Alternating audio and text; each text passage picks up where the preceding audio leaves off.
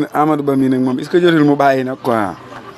Amadou Ba mii est-ce que jotul mu bàyyi moom saa yu ñëwee rek gaañ di jël defet ci kanam Macky Sall quoi xoolal lii rek Amadou Ba xoolal fi mu téye ci drapeau bi di xaar bu Macky dagg yàlla bi si sa mu dagg gaañ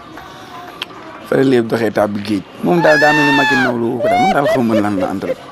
mu xam Macky da koo tànn yaa fi sës Amadou Ba mii xam Macky da koo tànn yaa fi sës quoi kaa ma tànn la ndax oh ma keneen waaye Macky nawloowul Amadou Ba quoi vraiment xoolal lii ndeysaan ngir faram fàcceel leen xibaar yi fi rusandi ci kàllaamay wolof ñu doore ko ak Seydina Omar Touré ancien capitaine de la gendarmerie nationale bii nga xam ne kat jébbal na bataaxal buy wane ne tekki na ndombal tànkam ci coobare boppam ne ndombal tànk lu ko maire bu Dakar monsieur Barthélémy Dias joxoon muy conseiller en charge de la sécurité urbaine ba tax daal mu bind bataaxal ne yéen sama mbokki sénégalais yi maa ngi leen di xamal ne engagement bi ma jël ci wàllum politique loolu nag laaj ak liberté ak indépendance totale ci loolu nag moo tax démb ci talaata ji ma bind bataaxal jëme ko ci maire de la ville de Dakar monsieur Barthélémy Dias bataaxal bi wane ne kat maa ngi tekki sama ndombal tànk ci sama coobare bopp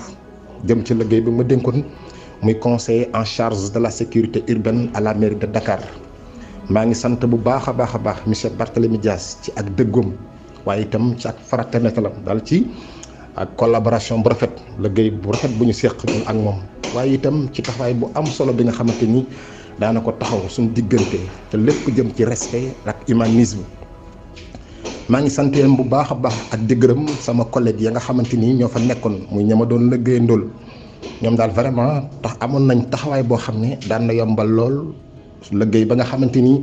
monsieur le maire Barthélémy Dias dénkoon na ma ko Seydina Omar Touré USJ Sénégal gu dëgg boo jinnee encore arrêté kii di boo jinnee turam dëgg-dëgg di Baye Modou Fall mais daal fii ñuy wax ak yéen nii buñ sukkandikoo ci yéenekaay bii di Seneweb mi ngi ci loxoy buur moom Baye Modou mi kat nañu mi ngi ci loxoy gendarmerie de la brigade de recherche bu Thiès li ko waral nag moom Baye Modou mii ni ngi daal bi nga xamante ni yàggul dara la génn prison mois de juillet bi passé rek sax ci la génn prison moom daal dafa amoon yéene nag demoon ci dëkk bu sell bii di Touba ngir amal fa ab cambriolage gannaaw ba nga xamante ni itam gendarme yi am nañu ay xibaar yu jëm ci lu ni mel daal di koy daal suivre te jàpp ko en flagrant délit ndax kat moom ñi ngi ko jàpp guddig biig guddig talaata jàpp àllarba ñi ngi ko jàpp itam ci autoroute Ila Touba bi muy autoroute à péage bi nañu nag bi ñu koy jàpp fekk nañ ci otoom ay matériels yoo xamante ni kat mën nañ koo jëfandikoo ngir dajj ay magasin yi am daal ngeen amal ab cambriolage